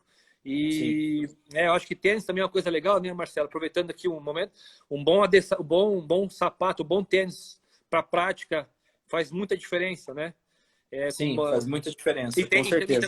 também tem tênis, né, de entrada e tênis de performance, né? Tem o tênis de entrada e de performance também. Uma pergunta que muitos me fazem, que eu já deixo claro aqui, tênis para tênis não tem correção de pisada, tá? O pessoal, eles pegam muito essa ideia do tênis de corrida e querem aplicar no tênis para tênis. Por que o tênis para tênis não tem correção de pisada? É simples. Quando você vai caminhar ou correr, você só faz um movimento com o seu pé, que é o movimento frontal. Você está correndo para frente. Então, o amortecedor de um tênis para tênis, ou o sistema que ele tem de correção de pisada, ele vai estar trabalhando em cima daquela movimentação que você faz. No esporte tênis, você faz a movimentação para todos os lados. Tá? Então, ele não acaba tendo uma propriedade de correção por conta do tipo de movimento que você faz, que é praticamente 360. Tá? Tanto que o amortecedor do tênis para tênis também é diferente. O Claro. amortecimento de um tênis para tênis, ele só absorve o impacto, ele não devolve a absorção para a próxima passada, porque senão você perderia estabilidade. Então também tem essa diferença. Por isso que o tênis para tênis, ele é mais duro do que um tênis convencional. E até por causa também dos deslocamentos laterais, né? Tem o deslocamento lateral, a Exato. gente Tem o torce e tudo lateral, mais. diagonal, para trás, tem o 360, né? Então, o tipo de calçada, a proposta é completamente diferente. E aqui, última pergunta aqui, Marcelão, para a gente finalizar nossa live e fazer o sorteio da convite da Muraca. Quais as diferenças entre utilizar tensão maior nas crosses e menor nas mains e vice-versa? Tá. Você pode mudar a tensão de uma para outra, tá? Sem nenhum problema, desde que você não ultrapasse mais do que 5 libras. Se você alternar mais do que 5 libras, tanto da vertical quanto da horizontal, tanto faz, você pode começar a deformar o aro. tá? E a questão de você usar menos na vertical, na horizontal, é muito pessoal. Por exemplo, vamos imaginar uma situação, eu quero que minha bola gire um pouco mais, eu jogo com copolímero geométrico na vertical, mas eu quero essa bola com um pouco mais de conforto, tá? Então o cara, um pouco mais de conforto, um pouco mais de firmeza, então o que o cara faz? Ele diminui a tensão da vertical, do copolímero, para fazer com que a corda corra um pouco mais, ela correndo mais vai gerar um pouco mais de atrito, e a corda horizontal, que é o multifilamento, ele deixa uma tensão um pouco maior para dar esse conforto, para dar essa firmeza para ele. Tá? Essa é uma opção de várias que ele pode estar fazendo. Sim. Beleza, legal. Então, beleza, Marcelo. Brigadão aqui, tá? Vamos fazer o nosso sorteio primeiro, tá? Opa! Nós tivemos 28 pessoas diferentes perguntando, certo? Aqui eu só anotei as perguntas, certo? Tá, certo. Então, algumas aqui eu acho que eu li quase todos, mas mesmo que eu não li, eu anotei a pergunta que a gente vai estar concorrendo a um brinde da Muraca, uma bermuda ou um short saia para as mulheres, né? Tá. Aqui foi só pergunta, foi só homem, pelo que eu vi aqui, né? Então, vamos lá. O número de 1 a 28, Marcelo. 10. 10. O quê? De novo? André Lima, de BH. O André aí, grande André. 2 vezes aí ganhando. Show. Ganhou. Já tá com o pé quente aí, hein? Top. Então, André Lima vai... Parabéns, André. Vai ganhar mais um outro brinde aí. Vamos ver um outro brinde diferente. Marcelo, obrigado aí pelas palavras. A ideia aqui nesses dias é ter informação de qualidade. Você sabe que o nosso centramento a gente gosta de coisas, passar qualidade, informação, esclarecimento. Você é um cara aí extremamente dedicado nessa área. E brigadão, parabéns por todas as palavras aí. E passando informação adiante, acho que é o mais legal que a gente pode ter, né? Passar para os outros que a gente aprende. Haroldo, obrigado pelo convite. Foi muito bom ter feito a live aqui com você. Aproveito para falar para o pessoal que eu vou fazer uma live na segunda-feira com o Jaspion Lima, o Jaspion Raquetes, tá? Segunda-feira à noite. E vamos falar também sobre equipamento, tá? Na minha próxima live, na segunda-feira, e conto com a presença do pessoal aí novamente. Legal, bacana, vou divulgar também. A live vai ser às 9. 9 da noite. 9 da noite. A nossa aqui no CFT é sempre às 18. Vai ter uma terça-feira que vem com o Daniel Gomes, que está lá direto da Rafael Academy, na Dow Academy, direto da Espanha, falando sobre tênis feminino. Então, na terça-feira, 18 aí, ok? Ok. Valeu, Marcelão. Grande abraço aí, sucesso. sucesso. Obrigado a todos Abraço, aí. pessoal. Abraço. Tchau, pessoal.